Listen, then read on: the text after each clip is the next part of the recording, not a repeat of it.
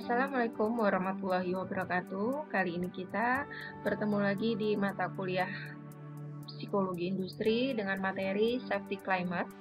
Hari ini materi Safety Climate saya ambil dari Safety Climate in Organization dari Universitas Western Australia.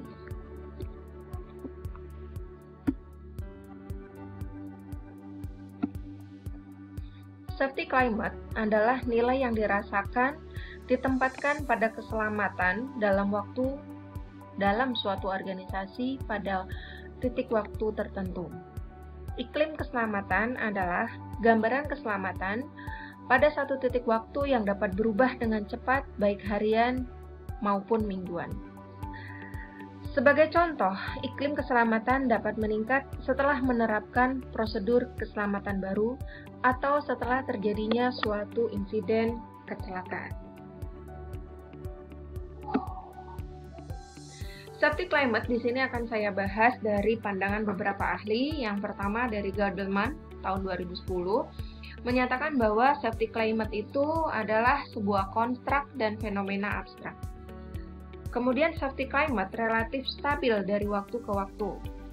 Safety climate juga memiliki multidimensi karena menyangkut dimensi organisasi yang berbeda. Misalnya, komitmen manajemen, komitmen dari tenaga kerja itu sendiri. Safety climate dari sesuatu yang dibagikan oleh suatu kelompok. Jadi intinya dari dan oleh suatu kelompok. Selanjutnya, safety climate juga terdiri dari berbagai aspek, biasanya sesuatu yang umum untuk diberikan kepada grup. Dalam safety climate juga ada praktik pelemahan, karena jika tidak ada yang mendukung, maka praktik kelemahanlah yang akan mendominasi sehingga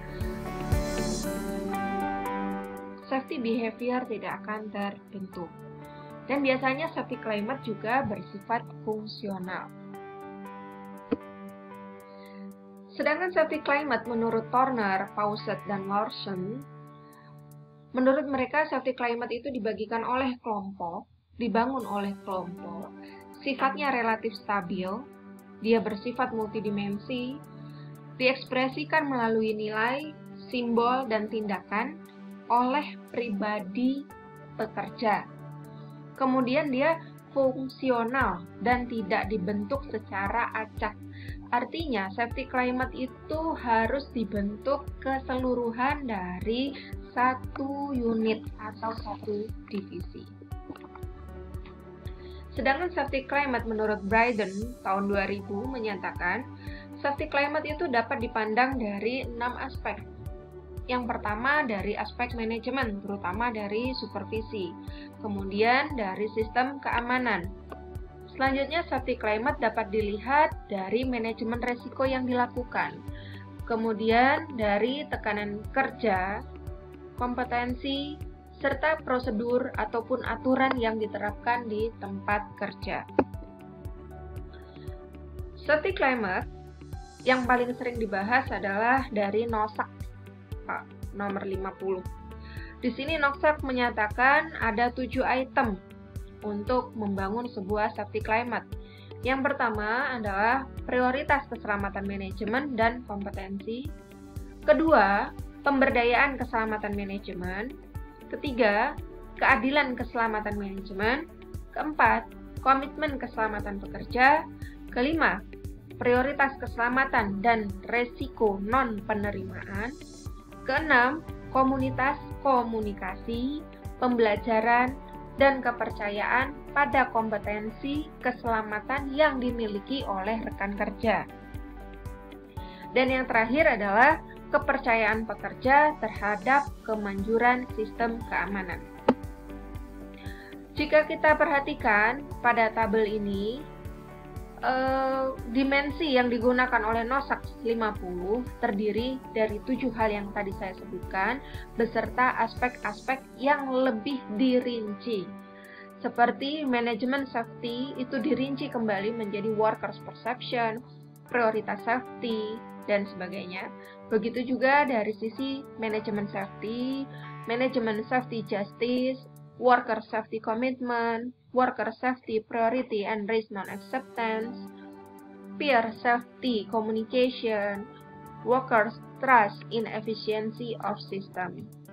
Jadi, pada NOSAK 50, setiap dimensi ini di breakdown kembali menjadi beberapa aspek. Kemudian dari beberapa aspek ini, jika ditanyakan kepada pekerja, itu akan berupa item pertanyaan kuesioner.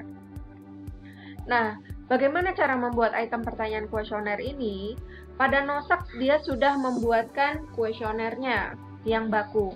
Tetapi kuesioner dari NOSAK ini dapat kita kolaborasikan dengan items yang lain selama aspeknya sesuai. Jadi bisa menggunakan guidance yang lain selama guidance itu tetap membahas aspek yang sama.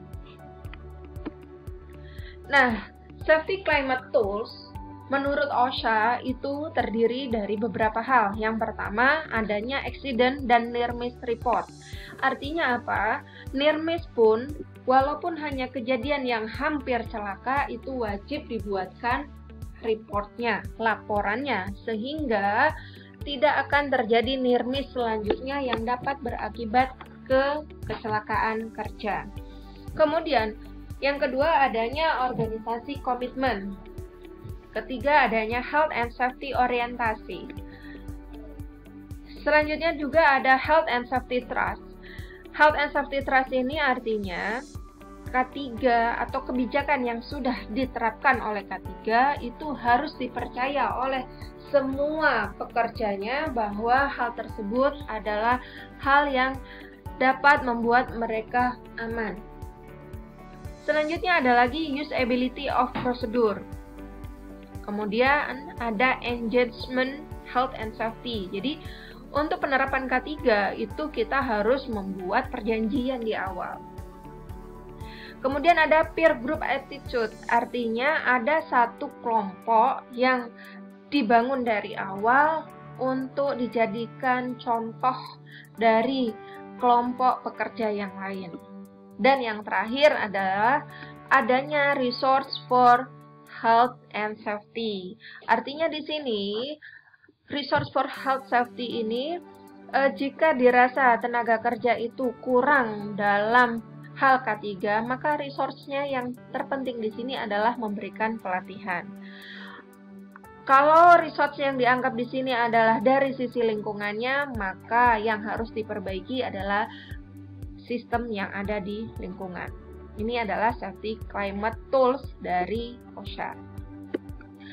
Nah, bagaimana Safety Climate itu dapat mempengaruhi satu perusahaan atau satu divisi? Yang pertama adalah Safety Climate itu dibangun dari pribadi-pribadi orang. Sehingga dari pribadi-pribadi ini akan mempengaruhi adaptasi perilaku safety. Kemudian perilaku tadi akan dicontoh sehingga akan mempengaruhi perilaku tenaga kerja yang lain. Kemudian hal ini akan mempengaruhi juga dari kepemimpinan seorang safety di tempat pekerjaan. Dan terakhir, hal tersebut akan mempengaruhi persepsi sehingga mereka akan bekerja lebih aman dengan lingkungannya. Begitulah kurang lebih dari Safety Climate Influence. Nah, bagaimana tahapan terciptanya pekerja yang berperilaku safety? Menurut OSHA, IAS, HSE, yang pertama adalah pentingnya safety leadership. Jika safety leadership sudah baik, maka safety climate akan terbentuk. Safety climate terbentuk pada diri pribadi masing-masing individu. Kemudian akan membentuk safety culture. Setelah terbentuk pada safety culture, maka akan terbentuklah behavior karyawan yang baik secara safety. Terus, apa hubungan safety culture dan safety climate? Safety culture adalah yang berbentuk budaya. Sedangkan safety climate itu hanya berupa iklim. Artinya apa? Artinya safety culture bersifat lebih global daripada safety climate. Kemudian, safety culture menekankan pada keyakinan dan kepastian terhadap nilai kelompok sosial, sedangkan iklim K3 pada diri individu. Di sini ditekankan adalah sikap seseorang terhadap perilaku K3.